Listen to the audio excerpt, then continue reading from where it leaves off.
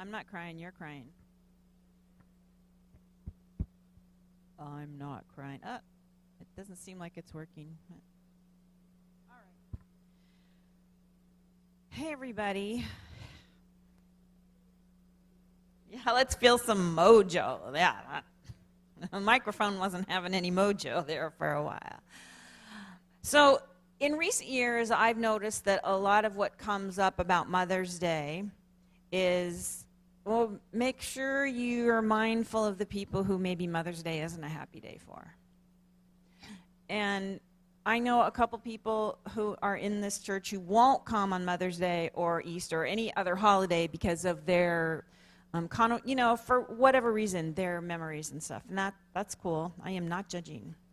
But what I want to say is this. Let's celebrate all of it. You know, when we celebrate Mother's Day, let's celebrate all of it. That if we don't learn that in unity, well, this is what I want to teach us in unity, is that life has the good, the bad, the wonderful mother memories. We didn't all get Sandy as our mother. you know, and I know, and Sandy and I were both mothers. We were not perfect every minute, right? You know, it's like we're all living the best life we can. So let's celebrate that maybe we're sad about Mother's Day. I'm sad because my mom's passed away. I'm happy because I will probably get a phone call. I have a requirement, and I will get some phone calls today, right? So let's just rejoice in that. That means all of it. I have a poem. It's a poetry day, I guess, or Mother's Day. This is by somebody named Billy Collins. It's called The Lanyard.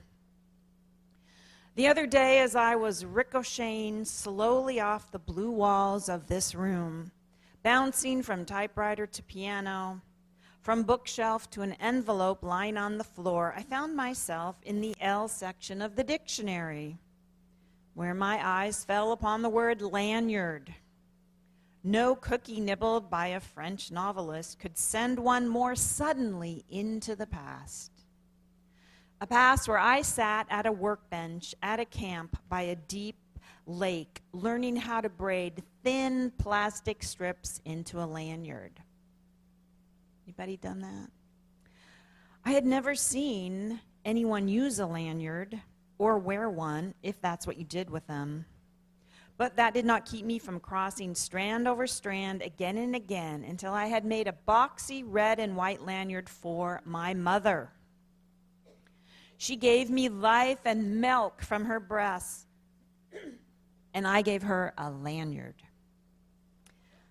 She nursed me in many a sick room, lifted teaspoons of medicine to my lips, set cold face cloths on my forehead, then led me out into the airy light and taught me to walk and swim.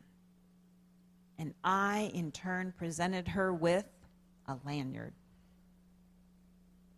Here are thousands of meals, she said, and here is clothing and a good education. And here is your lanyard, I replied, which I made with a little help from a counselor. Here is a breathing body and a beating heart, strong legs, bones and teeth, and 2 clear eyes to read the world, she whispered. And here, I said, is the lanyard I made at camp. And here, I wish to say to her now, is a smaller gift. Not the archaic truth that you can never repay your mother, but the rueful admission that when she took the 2-tone lanyard from my hands, I was as sure as a boy could be that this useless, worthless thing I wove out of boredom would be enough to make us even.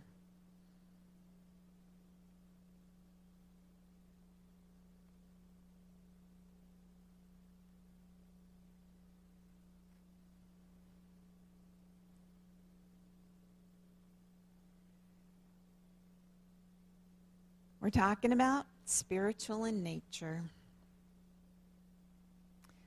And last week, we talked about the first and second unity principle.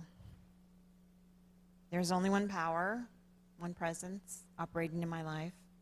And humanity is divine. Our essence is of God. And therefore we are inherently good. And in the language of modern day mystics, the infinite nonlinear field of consciousness is not only omnipresent and omniscient, but also omnipotent. It's about the nature of God. And then the nature of humans, surrender to pure source. And the affirmation, word, I am word.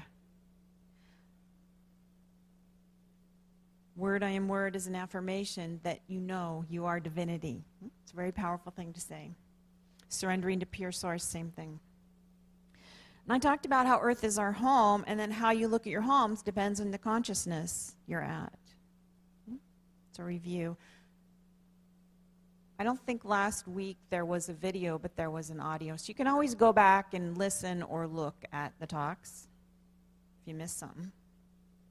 Today I'm talking about spiritual walk and natural walk, that it's the same walk, that the natural walk and the spiritual walk, it's the same. So in a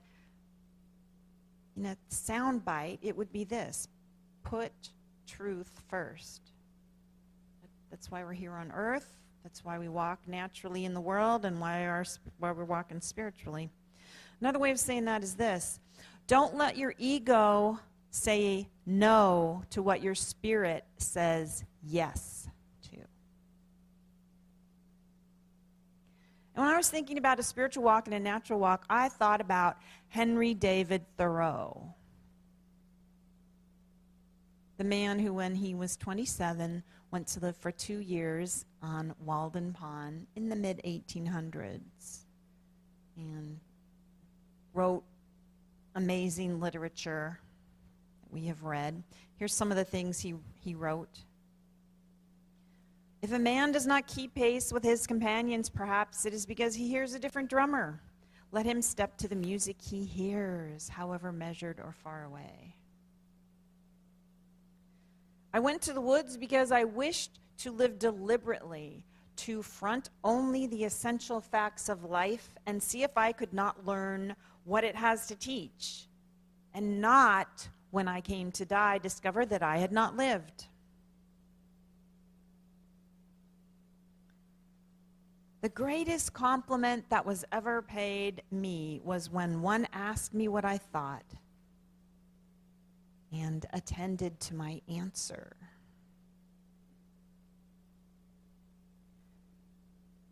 I wanted to look up his life. And the interesting thing to me, he was 27 when he went to go live in Walden. And the man died when he was 45.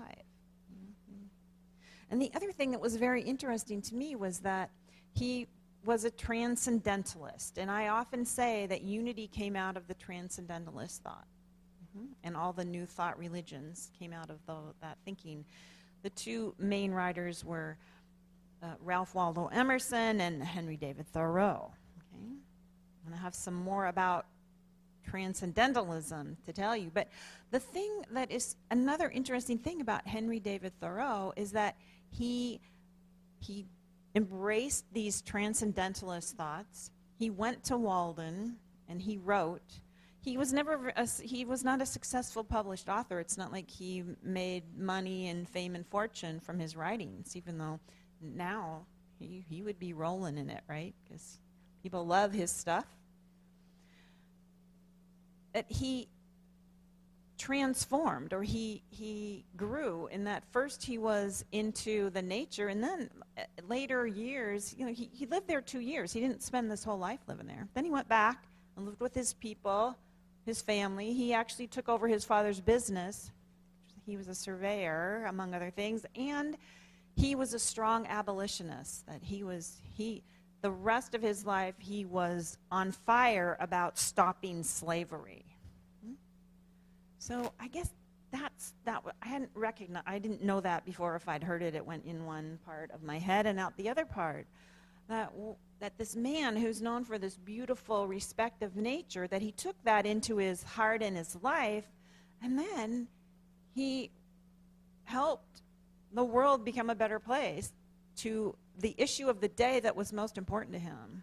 So he really emphasize one of the last spiritual principles. We have these 5 main spiritual principles, which is walk your talk. It's good to be spiritual and then live your truth. Live the truth that you find out when you're in the woods and we get renewed in nature, and then live it in the world with yourself and with each other. Oh, I really like finding that out about him.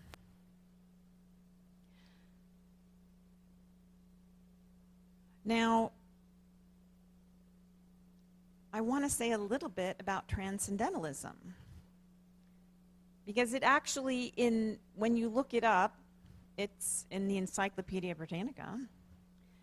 It doesn't talk about it as a spiritual path. It talks about it as literature, as thought, as a kind of literature. It combined romanticism with reform. It celebrated the individual rather than the masses, emotion rather than reason, nature rather than man. Transcendentalism conceded that there were 2 ways of knowing, through the senses and through intuition, but asserted that intuition transcended tuition. So intuition was more important than thinking. Similarly, the movement acknowledged that matter and spirit both existed. It claimed, however, that the reality of spirit transcended the reality of matter.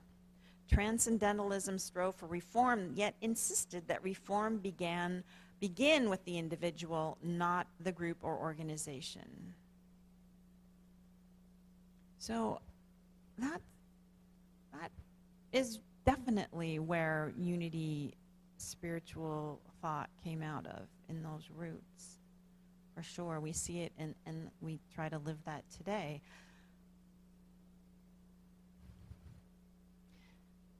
Let's talk about Thoreau's legacy.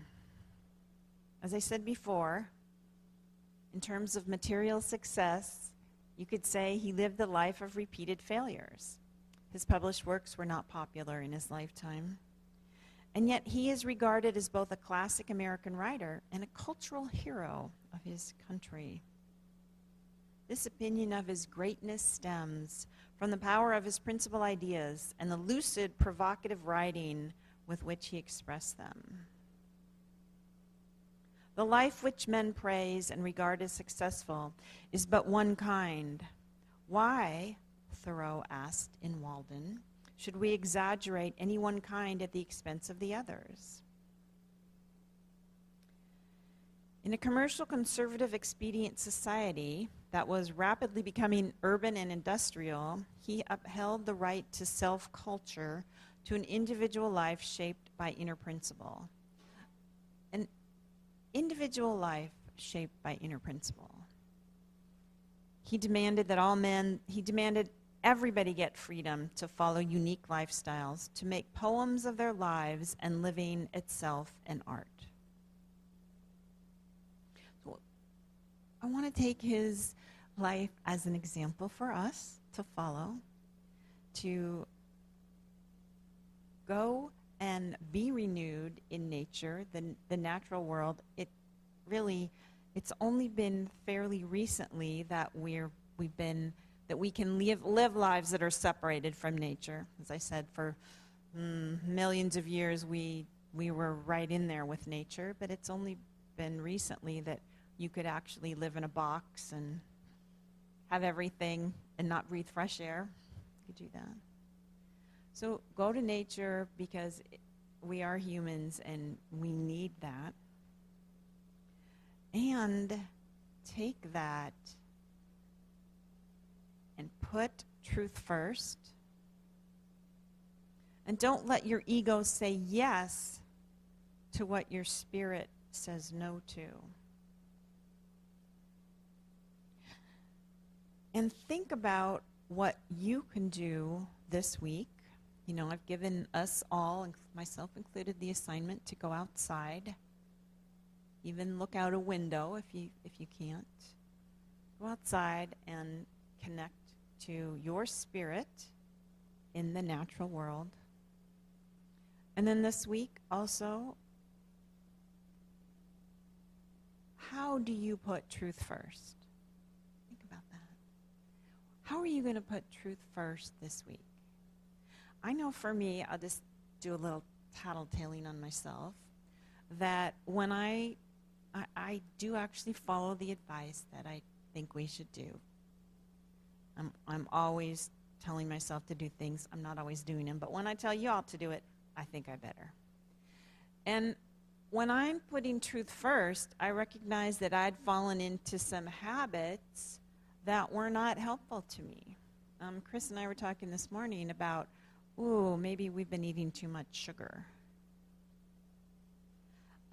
It's funny how something that seems innocent, and I made us all sugary muffins, but like, we're just going to have one, right? That we know, don't we? Like this is the funny thing, is that when I actually take time to stop and think, what does put truth first? I don't need to go see a psychic. I don't need to see a doctor. I don't even need to ask Roland, even though he might be willing to tell me. I do not need to ask anybody. I know what the truth is and what I'm doing or shouldn't doing. You know, I don't even need to walk in the woods, probably, though it might help to get clear. I know what's good for me and what isn't good for me, like we all do, right? So I was thinking, I may have been having too much sugar and maybe a little too much over the winter watching television, you know?